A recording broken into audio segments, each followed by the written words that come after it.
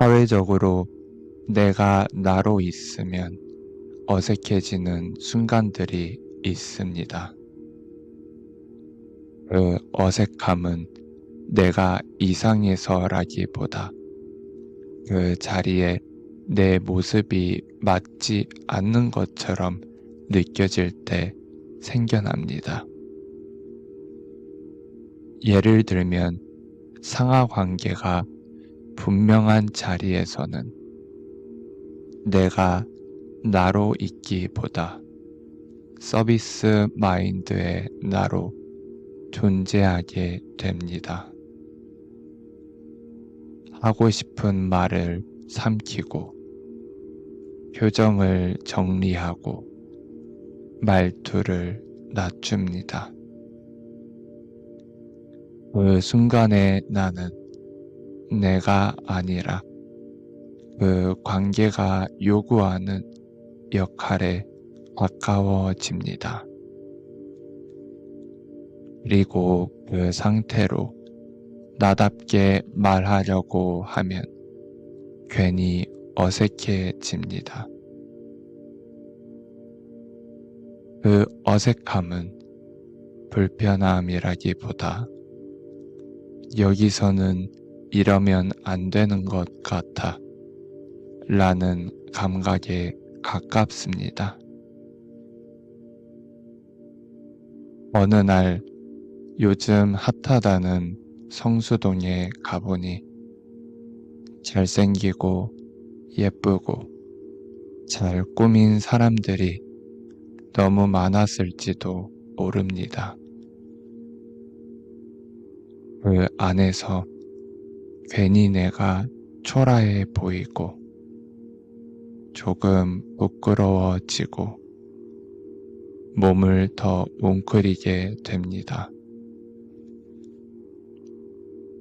이 공간에서는 내가 나로 있기엔 조금 부족한 것 같다는 느낌이 들 때 나답게 있는 건 자연스럽지 않게 느껴집니다. 이때의 어색함은 비교에서 시작됩니다. 누가 나를 평가하지 않아도 이미 내가 나를 비교하고 있기 때문입니다. 아니면 이런 경우도 있습니다.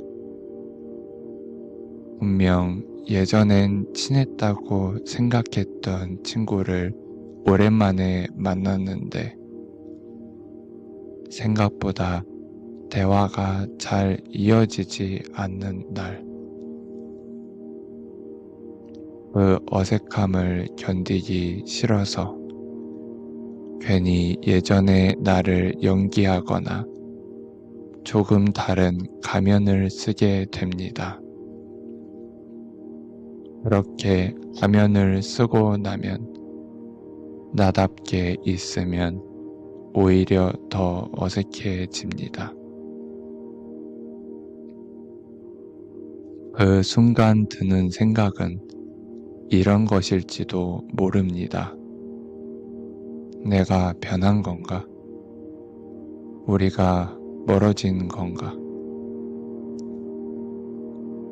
이런 어색함들은 모두 다른 이유에서 시작되지만 공통점이 있습니다. 그건 내가 나로 존재하기보다 상황에 맞는 나를 먼저 꺼내야 했던 순간들이라는 점입니다. 지금 숨을 한 번만 천천히 들이마셨다가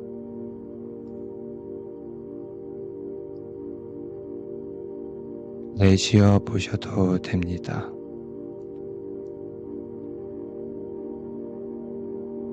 이 장면들을 판단하지 않아도 괜찮습니다. 오늘은 그냥 떠올리는 밤이면 충분합니다. 나답게 있으면 어색해지는 순간은 내가 부족해서 생긴 게 아닐 수 있습니다. 그건 그 자리가 나의 자연스러움을 허용하지 않았을 뿐일지도 모릅니다. 모든 관계와 공간이 모든 나를 받아줄 수는 없기 때문입니다.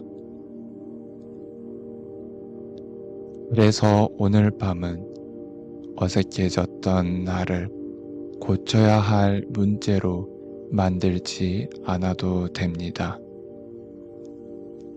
그건 눈치가 없어서도 사회성이 부족해서도 아니라 상황을 읽고 살아온 흔적일 수 있습니다. 나답게 있으면 어색해지는 순간에도 당신은 틀린 사람이 아닙니다. 그 어색함은 당신이 부족해서 생긴 게 아니라 당신이 너무 많은 상황을 견뎌왔다는 표시일 수도 있습니다. 오늘 밤은 그 어색함을 전부 설명하지 않아도 됩니다. 그냥 그런 순간이 있었구나 정도로만 놓아두어도 괜찮습니다. 오늘도 여기까지 잘 오셨습니다.